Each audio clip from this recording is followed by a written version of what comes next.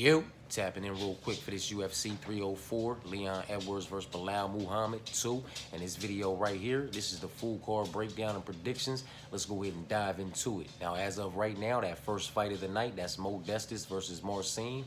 And I'm going to go ahead and side with Marcin to be the one to get this one done via unanimous decision, 2 rounds to 1. I am not that high on Modestas, and if I am being honest with you, I am not that high on Marcin Prachnio either, but I do believe Marcin Prachnio to be the better all-around mixed martial artist who has faced the better all-around level of opposition in his career. You understand what I'm saying to you? It's going to be competitive on the feet. He can push Modestas up against the cage, mix in some takedown attempts, possibly secure a takedown or two, and just do the better work over the course of 15 minutes, absolutely everywhere, in my personal opinion, to secure this victory via unanimous decision, 2 rounds to 1. Marcin Prachnio is the pick, man. And at plus 120, I believe that's good money, man. Now, this next fight, I want absolutely nothing to do with it, man. I mean, come on. It's Shauna versus Alice. I'm sorry. Shauna versus Alice. And, you know, I can't gauge where either one of these young women's ceiling may or may not be inside the UFC based off of a performance against each other. You understand what I'm saying to you? Shauna, I believe, if I'm not mistaken, she fights out of the young man, same camp as the young man Colin. There's a couple fights up.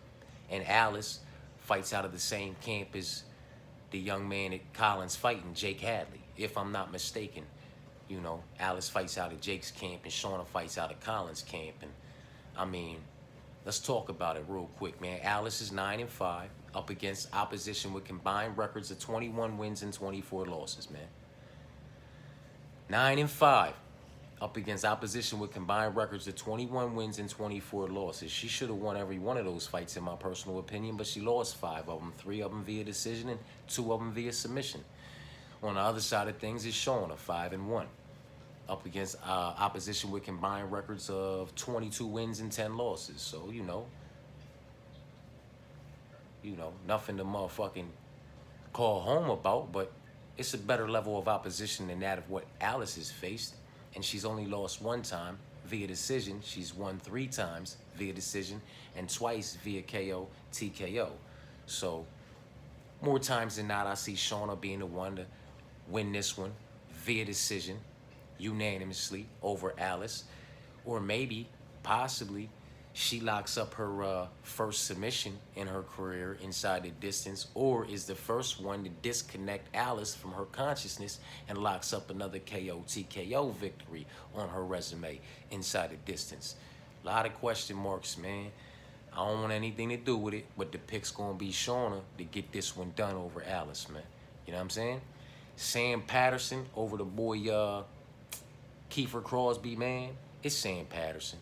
You know what I mean? It's Sam Patterson all day for me. You know what I mean? And I'm not saying Sam Patterson has an extremely high ceiling inside the UFC, especially in this division, but I'm saying he gets Kiefer Crosby up out of there inside the distance, more than likely via submission. The same way I had him getting old boy up out of there when I cashed on him as an underdog, and the same way I had Kevin Josette getting Kiefer Crosby up out of there. You understand what I'm saying to you? Like, come on, man. No. In my personal opinion, no. Sam Patterson uses those long, lanky limbs to his advantage very well in every department. So I wouldn't be surprised if he clipped this young man on the feet, you know what I mean, and club and shoved him. But it's Sam Patterson inside the distance via submission. You know, if it goes into the second, then somewhere in the second, man. But I could see him getting him up out of here in the first 3 minutes, if we being honest with you. But that's just my personal opinion, man. Oban Elliott versus Preston Parsons. You can give me another plus money here. I believe Marcin Prachnio was plus 120, and that's good money in my personal opinion. Shauna's a favorite, as she should be in my personal opinion. She's going to get Alice up out of there, hopefully inside the distance, and secures another KO, TKO on her resume, or her first submission.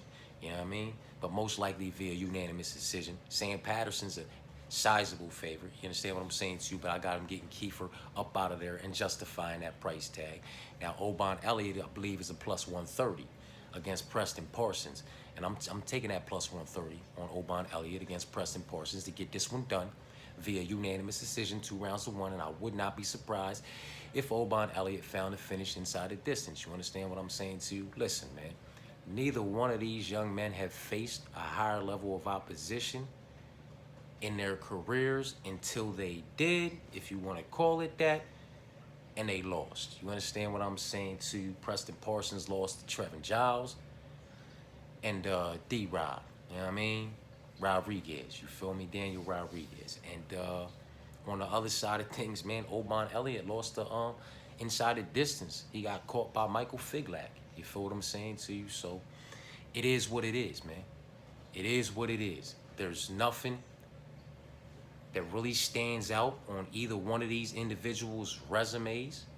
You know what I mean? It just grabs me anyway, spectacularly. There's nothing that really stands, that really makes these motherfuckers stand out when they're in there against each other. I don't really think they don't outshine. That's what I'm looking for. They don't outshine each other in any fucking department spectacularly. You understand what I'm saying to you? Or really by great margins anywhere in any department, in my personal opinion. And I just like the body of work that I've seen from Obon Elliott. You understand what I'm saying to you? In his little run, over the body of work that I've seen from Preston Parsons in his little run. You feel what I'm saying to you? Getting into the UFC and since being in the UFC. So with that being said, I'm going to take that plus 130 on Obon Elliott, man. I believe that's the early prelims. Give me 2 favorites and give me 2 dogs, man. Give me that Marcin Prachniow at plus 120. Shauna at whatever she is. I believe she's the favorite. Sam Patterson's like a -3 something right now, creeping up to -400. But give me him and give me Obon Elliott at plus 130 to calm down those heavy motherfucking heavy money lines that Sam Patterson got combined with whatever Shauna Bannon may be. Put that plus 120 and plus 130 in there to just go ahead and level that shit out. You understand what I'm saying too? But that's how I'm rocking for them early prelims. Give me Marcin Prachniow was 120 underdog. Give me Shauna Bannon.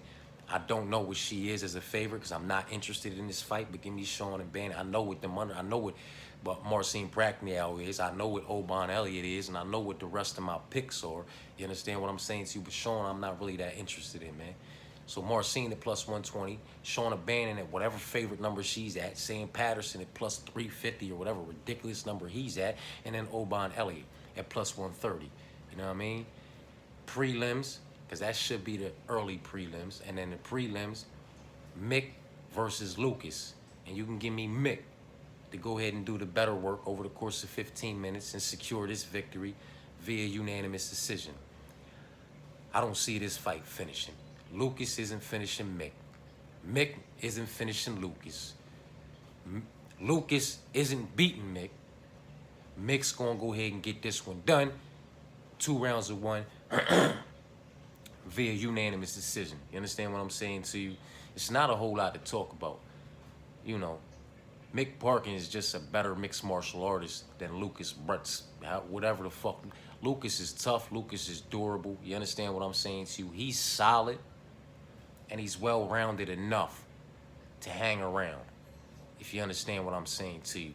But Mick Parkin is just going to outclass him for 15 minutes. And there might be a 30-27 in there. He might clean sweep this young man. I just don't see him getting him out of there.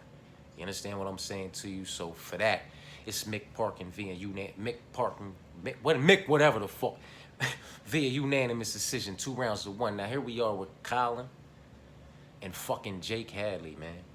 Anybody who's tapped in knows how the fuck I feel about a Jake Hadley, man. Just nothing respectable about that man's body of work, in my personal opinion. You understand what I'm saying to you? When he stepped up, he hasn't passed that test, man. Nothing impressed me about his entrance into the UFC or his body of work since being inside the UFC. You understand what I'm saying to you?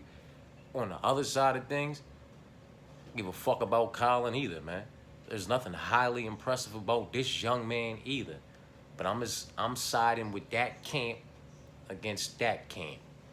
I believe Alice and Jake are fighting out of the same camp. I don't know if anybody else on this card fights out of that camp, but I believe Alice and Jake are fighting out of the same camp. And Shauna and Colin are fighting out the same camp. And I'm going to rock with Shauna and Colin to get the one over on Alice and Jake, man. Just not high on Jake, man. Just like I said, nothing about his body of work impresses me in any way, shape, form, or fashion. And this little Ninja Turtle built Shawn the muscle shark looking motherfucker, Colin, you understand what I'm saying to you? I think he's going to do enough to go ahead and secure this one via unanimous decision, 2 rounds to 1, man. If he wants to lock up takedowns on Jake, I think he can lock up Jake, takedowns on Jake, and remain safe from the top. I don't know if he's going to get Jake out of there inside the distance. Maybe he does, man. I don't believe Jake can get him out of there inside the distance, though, in any way, shape, form, or fashion. And I don't believe Jake can win this one by decision. So for that reason, I don't want anything to do with this motherfucking fight, but the pick is Colin. The pick is for Shauna and Colin to get the best over Alice and Jake, man. You know what I mean? I don't want anything to do with this next fight either, man. Molly McCann versus Bruna Silva, and it's dog or pass for me. The pick for me is Bruna, and you know, if it fucks up my shit, it fucks up my shit, but the picks for me is Bruna. She ain't locked up in none of my parlays. She's not even locked up in any haymakers. Some of these fights just aren't even locked up in anything. You understand what I'm saying to you? But the pick is Bruna Silva, man. Just to frustrate the shit out of Molly McCann, man. Molly McCann is another emotional fighter that when shit does not go her way, she slowly starts to fall apart and her opponent can slowly start to chip away at her. Now, that's just my personal opinion. That's just my personal opinion, man. I understand very much that if this thing goes to the cards, it could very well be Molly McCann by a unanimous or split decision based off of where the fuck we are. You know what I mean?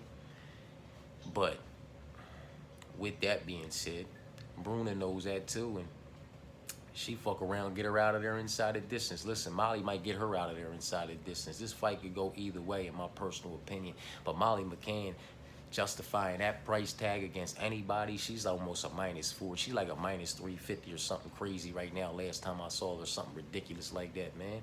And I just don't necessarily believe she's going to be able to justify that kind of price tag on Bruna Silva in any way, shape, form, or fashion, man. Bruna got pop in her shots, and she's dangerous in her own right. You understand what I'm saying to you? It's a dog or pass for me. I don't want anything to do with this fight, man. I'm not high on Molly McCann at all. You understand what I'm saying to you?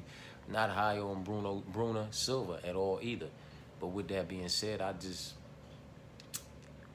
like Bruna to go in there and do the better work, man. Land the more impactful and powerful shots and be dangerous if this shit hits the mat. So the pick's Bruna for me, but it is what it is. Nathaniel Wood over Daniel Pineda. I'm rocking with Nathaniel, but Nathaniel's like one of the biggest. He is the biggest favorite on the card right now. Creeped over -500, like a -530 or something ridiculous like that. He might be higher than that now. You know what I'm saying? But I like him. I don't know that I necessarily like him to justify that price tag unless he. I mean, you have to finish somebody inside the distance, in my personal opinion, to justify being -500 or above. Once you start talking about -500 or above, you really had to finish a motherfucker via KO, TKO, or submission at any time in the fight. It could be the first, it could be the second, it could be the third after a good fight. But as long as you get it done inside the distance, you could justify that price. But if not, you can miss me with all that shit, man. You know what I mean? That's ridiculous. The power edge definitely goes to Daniel Pineda. You understand what I'm saying to you? Daniel Pineda, he's no chump. Has faced a great level of opposition in his own right. You understand what I'm saying to you? We're not going to act like Nathaniel Wood has faced a better level of opposition in this matchup. I just believe Nathaniel Wood to be able to do the better body of work over the course of 15 minutes in this matchup. Absolutely everywhere this matchup might take place. That's why it's Nathaniel Wood for me. Locked up. Unanimous decision.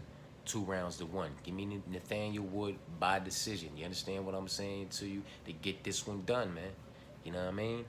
And could he find a finish inside the distance? It's possible, but he's just not somebody who possesses finishing power in my personal opinion, or really searches for the finish.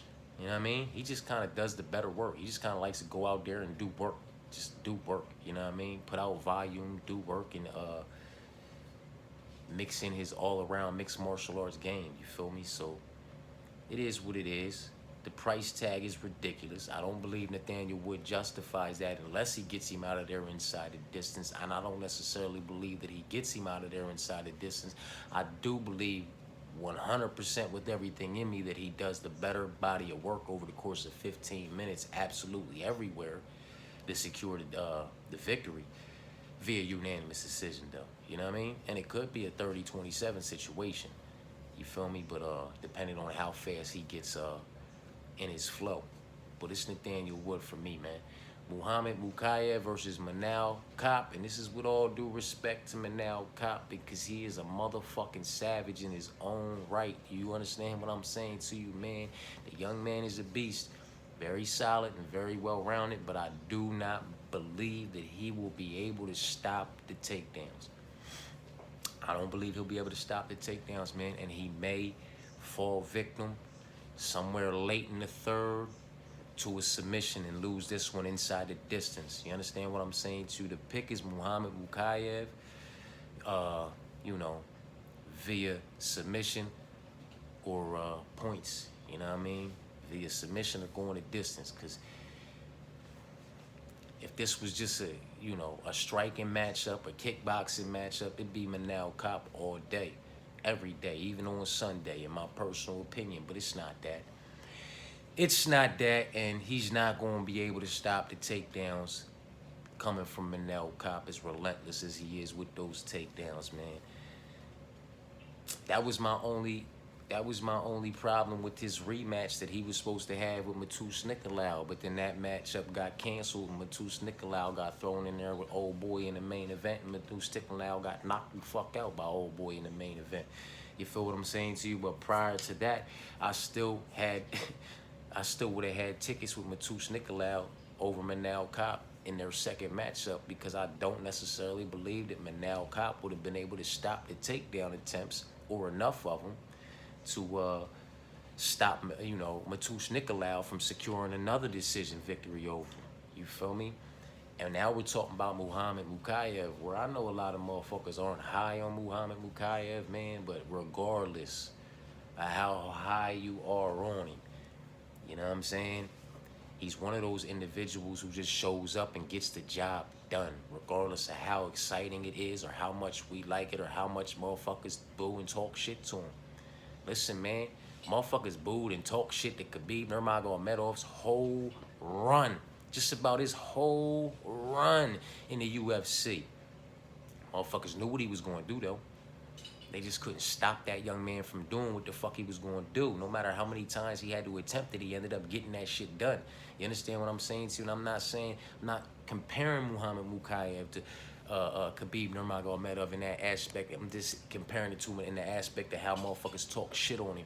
Motherfuckers don't really have this and that, and okay, well, it's only going to work until he gets matched up here. It's only going to work until he gets matched up here. Well, then it was going to only work until he get matched up there. And, well, then when he fights this motherfucker, it's only... Nah. This man's going to... He's going to secure these takedowns, man. He's going to secure enough of these motherfuckers and frustrate Manal Kopp over the course of 15 minutes that he may catch him slipping and sink in his submission and get this one done inside the distance, man. The pick is Muhammad Mukayev, and at minus 125, minus 130 right now, these are beautiful numbers in my personal opinion, man, because there's so many other crazy numbers on this card.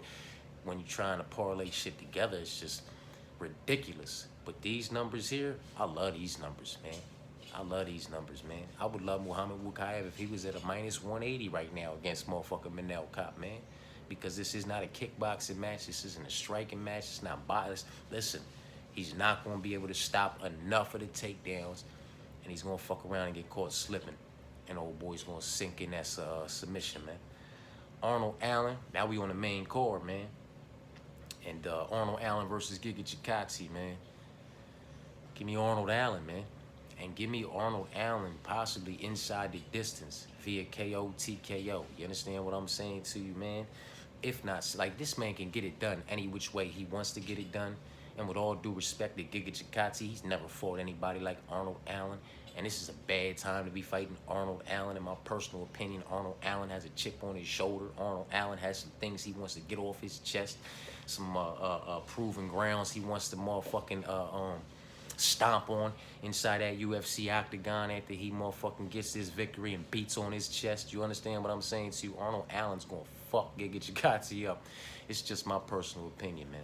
You know what I mean? I respect Giga Chikadze, man.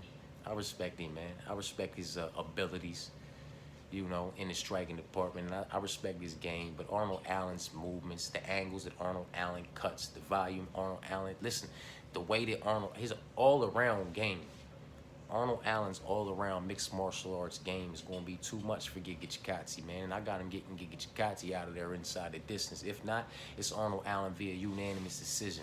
Christian Leroy Duncan over Gregory Rodriguez. Give me Christian Leroy Duncan, man. Give me Christian Leroy Duncan to do the better work over the course of 15 minutes and secure this one via unanimous decision and possibly catch, you know, get the finish inside the distance if it presents itself, man. Nothing that he's going to be chasing after, though, in this matchup. He'd be stupid to do so. You understand what I'm saying to you?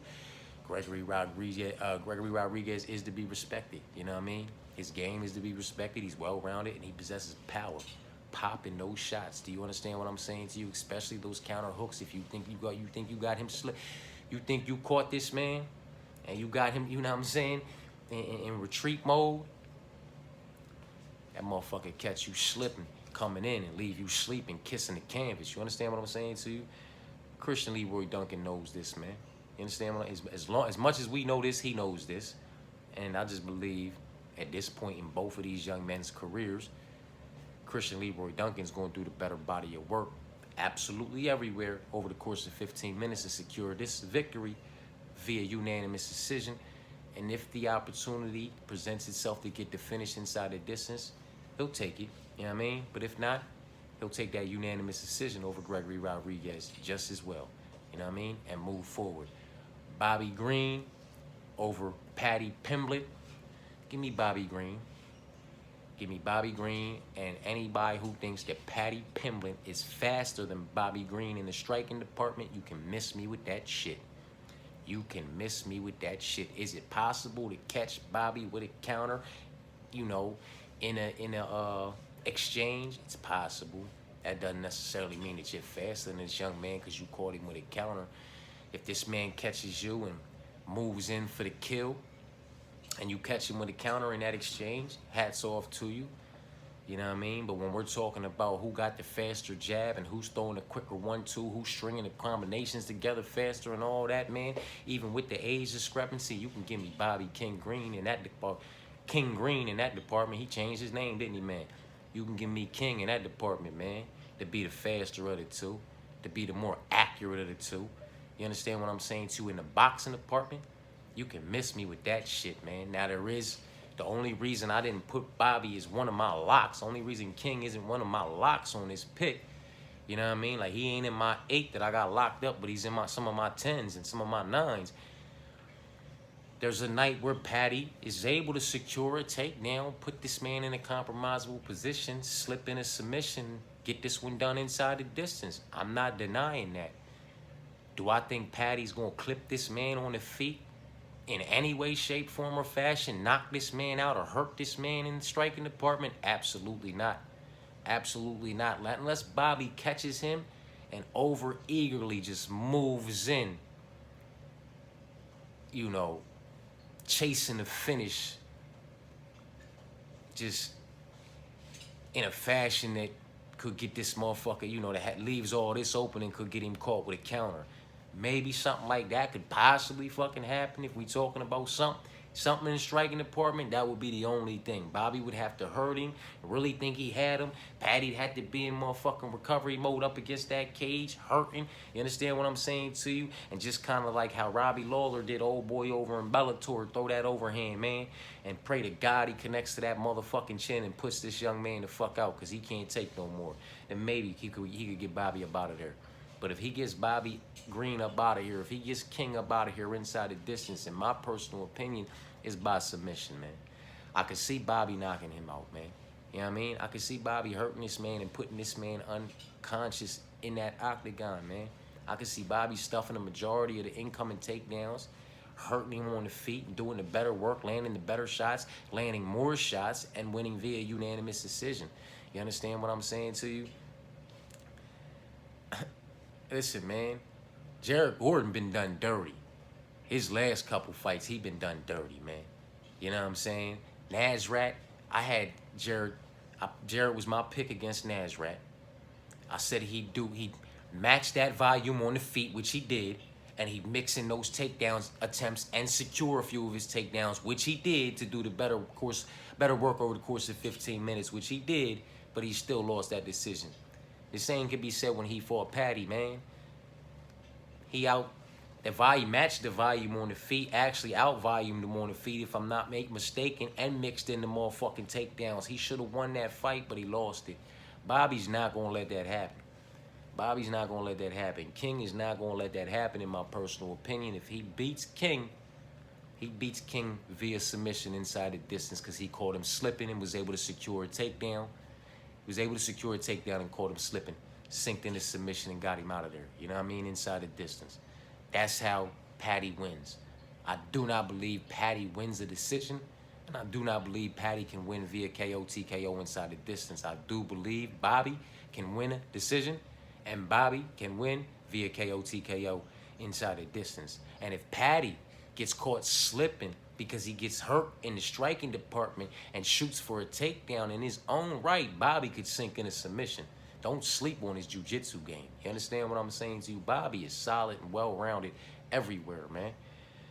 I like him in this matchup, and it motherfucking, whatever the fuck he is right now, minus 130 or something like that, minus 125 too.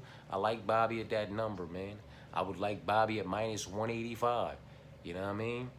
Against motherfucking Patty, because I think Bobby is the better mixed martial artist, man. I think Patty's only way to win this fight is to catch Bobby slipping, man. Bobby's takedown defense is legit, man. It's legit. And Patty's takedown accuracy is not that magnificent. You understand what I'm saying to you? For me to believe that Patty's just gonna come out here and be able to just do what he wants to do to Bobby in the wrestling department. You know what I mean? I see Bobby stuffing them, man. And then working on the feet. Working. Doing what Bobby do, man. Being king out there, man. Pointing, talking. You feel me? And touching him all in the same time, man. I like him in this matchup, man. Patty could very well be disconnected from consciousness in this matchup, or lose via unanimous decision in this matchup. He could win via submission. I don't see it happening. I see Bobby, more times than not, be the one walking away victorious from this matchup. So give me Bobby, man. Tom Aspinall versus Curtis Blades. Give me Tom Aspinall, man. Give me Tom Aspinall to get this one done. Give me Tom Aspinall to get this one done via KO, TKO inside round 1, man. You understand what I'm saying to you? I don't believe anybody in the heavyweight division can fuck with Tom Aspinall outside of a motherfucking, healthy John Jones. And a healthy John Jones isn't what we're seeing on Instagram and all that, with those not even pull-ups and not even like what the fuck he was doing on air, man. Talking about I got this many days and this much time to get myself back into shape, and this is where it starts. Don't mind the form, man. Listen. With who you are as an individual and as an athlete, your form should have never got there, man. I don't give a fuck if you sat on the couch for 9 months, man. Your form shouldn't be there. So we're not talking about that. John Jones is out the question right now as far as the heavyweight division is concerned, in my personal opinion, man. And with that being said, I don't believe anybody in the heavyweight division can contest with Tom Aspinall right now, man.